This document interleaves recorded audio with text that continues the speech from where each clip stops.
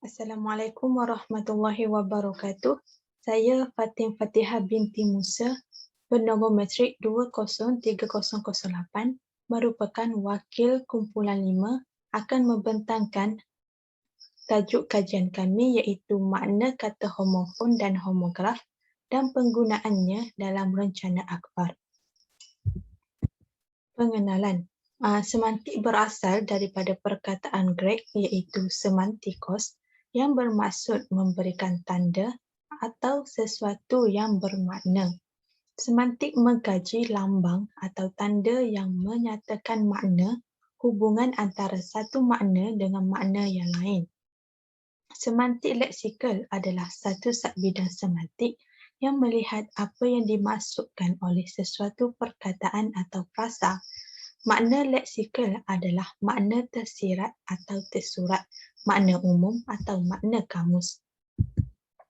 Terdapat 3 objektif kajian kami. Yang pertama, menjelaskan makna kata homofon dan homograf. Kedua, menyenaraikan penggunaan kata homofon dan homograf dalam rencana akhbar. Yang ketiga, menghuraikan makna kata homofon dan homograf dalam konteks ayat dalam rencana akhbar. Metodologi kajian. Kami menggunakan kaedah analisis bahan penulisan iaitu akhbar. Instrumen kajian kami ialah akhbar sinar harian. Kami juga merujuk laman sesawang untuk mendapatkan maklumat tambahan yang berkaitan dengan semantik leksikal. Batasan kajian. Kajian tentang semantik leksikal sangat luas, namun kajian ini hanya dibataskan kepada makna kata homofon dan homograf sahaja. Kami juga menggunakan akhbar sinar harian yang bertarikh 21 Mei 2021 dan 16 Jun 2017 untuk mendapatkan data kajian. Saya akan menghuraikan hasil kajian saya akan menghuraikan hasil dapatan kajian kami. Yang pertama, makna kata homofon dan homograf. Homofon merupakan perkataan yang mempunyai sebutan yang sama tetapi berbeza dari segi ejaan dan makna. Contoh perkataan homofon ialah kota dan kota. Kota membawa maksud bilangan maksimum, manakala kota membawa maksud bandar. Homograf pula merupakan perkataan yang memiliki tulisan atau ejaan yang sama namun berbeza dari segi bunyi dan makna. Contoh perkataan homograf ialah semak dan semak. Semak merujuk kepada belukar dan semak merujuk kepada meneliti atau memeriksa sesuatu. Hasil dapatan kedua iaitu kata homofon dan homograf yang terdapat dalam akhbar.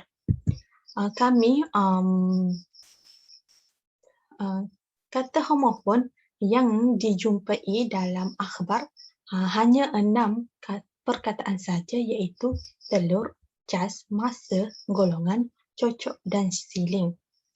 Manakala kata homograf pula kami menjumpai sebanyak 10 perkataan iaitu sepak, rendang, semak, perang, reda, bela, mengerat, memerah, serak dan selak. Hasil dapatan yang ketiga iaitu menghuraikan makna kata homofon dalam konteks ayat yang terdapat dalam akhbar.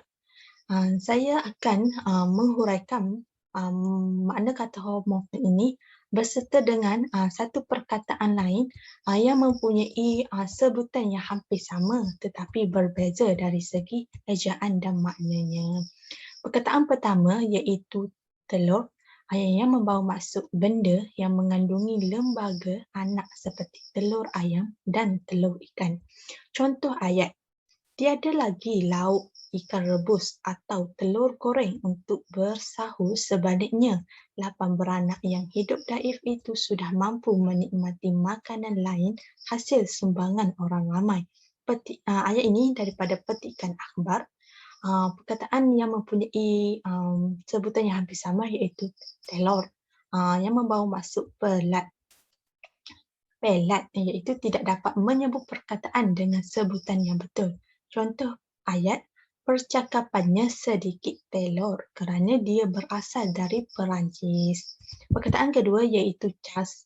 Cas yang membawa maksud bayaran yang dikenakan untuk sesuatu perkhidmatan atau barang yang dibeli. Contoh ayat, produk Aqua dan perunding kecantikan sedia membantu memberi khidmat rundingan kulit wajah tanpa sebarang bayaran. Ayat ini dapat dapatikan akhbar.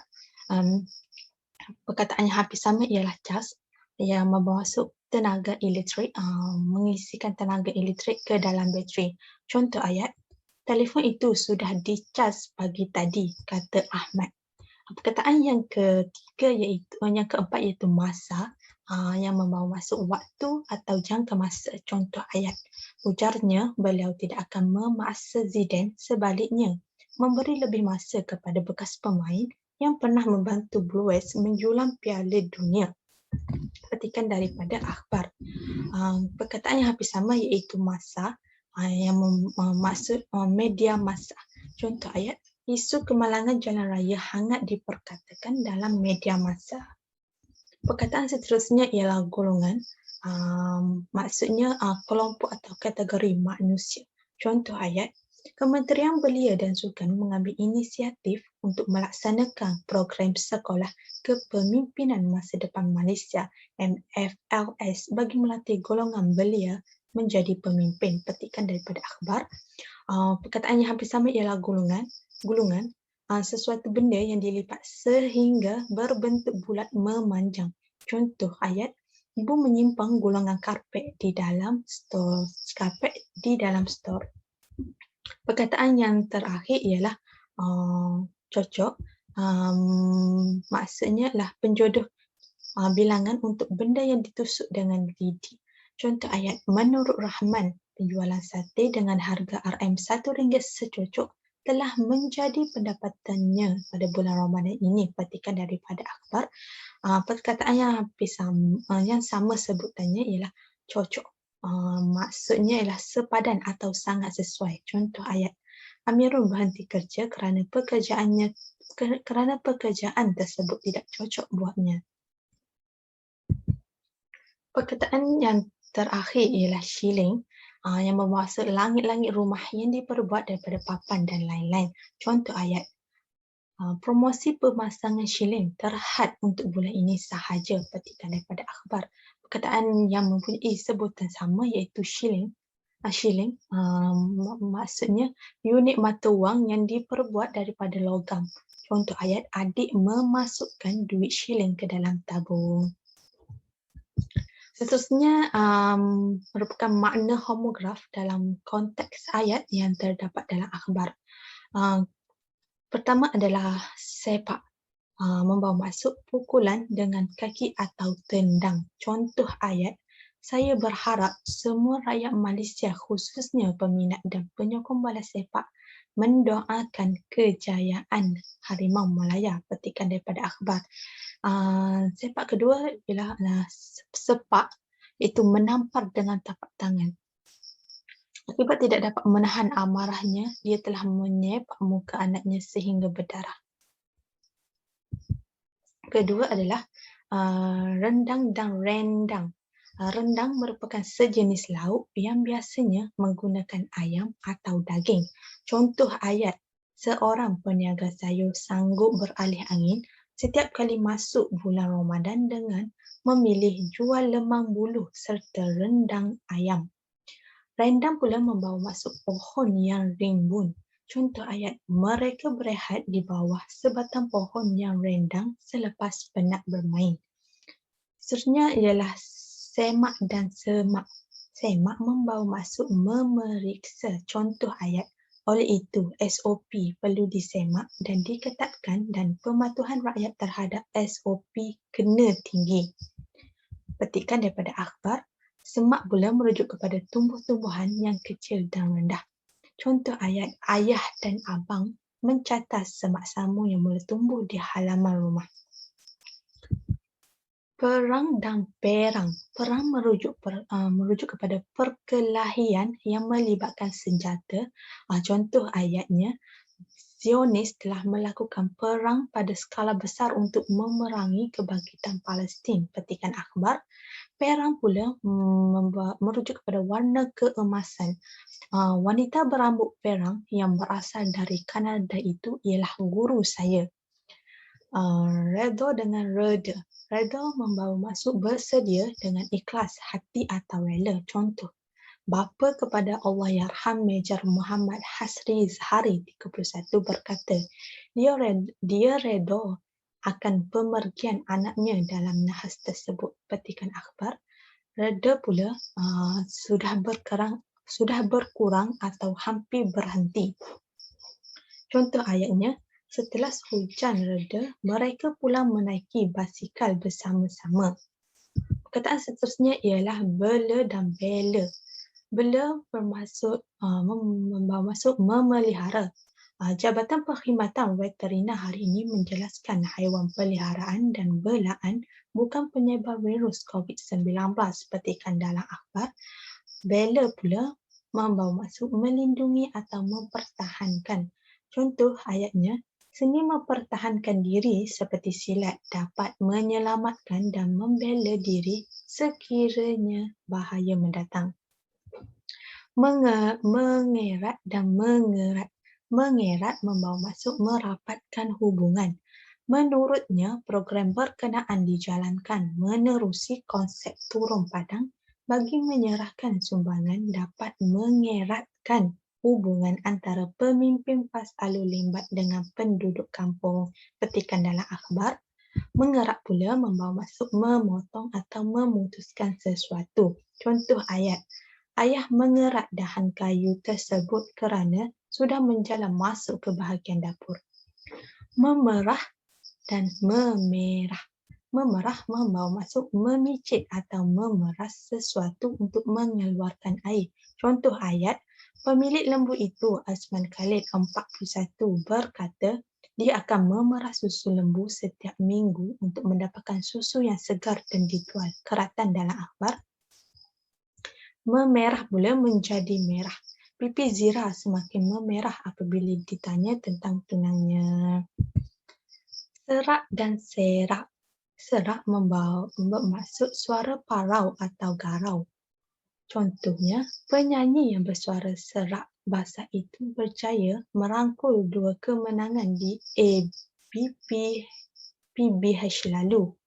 Petikan dalam akhbar, serak pula membawa maksud berteraburan atau tidak tersusun.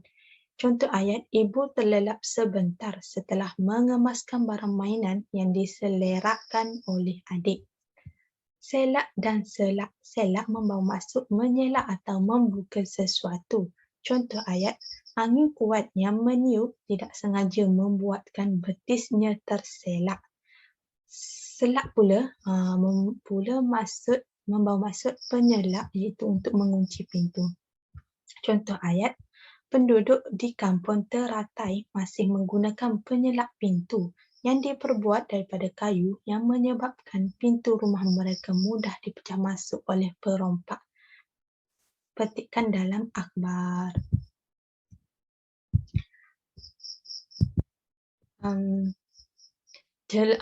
Jelas menunjukkan bahawa kata homofon dan homograf berbeza kerana kata homofon mempunyai sebutan yang hampir sama tetapi berbeza dari segi ejaan dan maksudnya.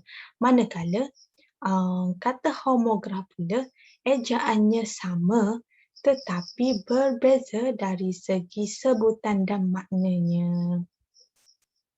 Seterusnya ialah implikasi dapatan kajian. Dalam kajian ini, pengkaji dapat membezakan makna kata homofon dan homograf kerana kata homofon dan homograf ini sering saja disalaherti. Pengkaji juga mendapati bahawa penggunaan perkataan berhomofon dan berhomograf sememangnya terdapat dalam rencana akhbar. Ini dapat dilihat berdasarkan senarai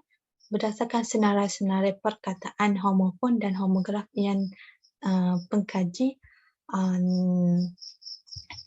yang pengkaji nyatakan dalam kajian. Akhir sekali, pembaca dapat membezakan kedua-dua maksud yang menggunakan perkataan yang sama.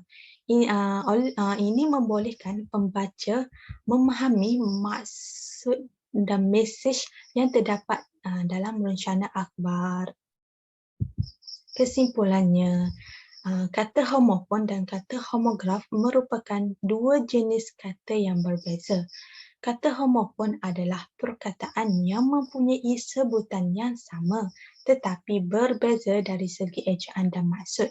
Manakala homograf pula merupakan perkataan yang mempunyai ejaan yang sama namun berbeza dari segi bunyi dan maknanya. Rujukan ini merupakan rujukan yang kami gunakan untuk mendapatkan bahan kajian. Itu sahaja pembentangan daripada saya sebagai wakil kumpulan 5. Sekian, terima kasih.